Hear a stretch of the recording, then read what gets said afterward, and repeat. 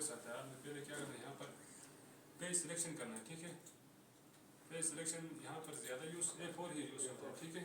हम यहाँ से ओके करते हैं, यहाँ से और सीधा ओके पे क्लिक करना है, ठीक है।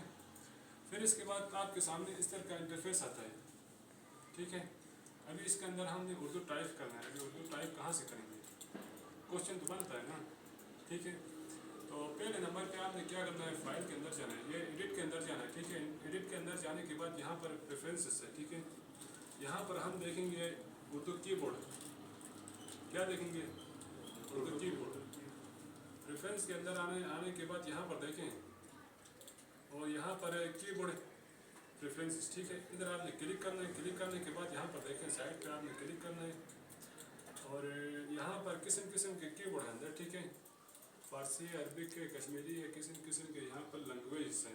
आपने कौन सा यूज़ करना है, यहाँ से फोनेटिक, ठीक है। फोनेटिक कीबोर्ड आपने यूज़ करना है। और यहाँ से दूसरे ऑप्शन की फोनेटिक कीबोर्ड व्यू, ये देखें आगे वाला कीबोर्ड, हाँ देख सकते हैं। अभी इसका आप मतलब पिक्चर भी निकाल सकते हैं। वही बात है।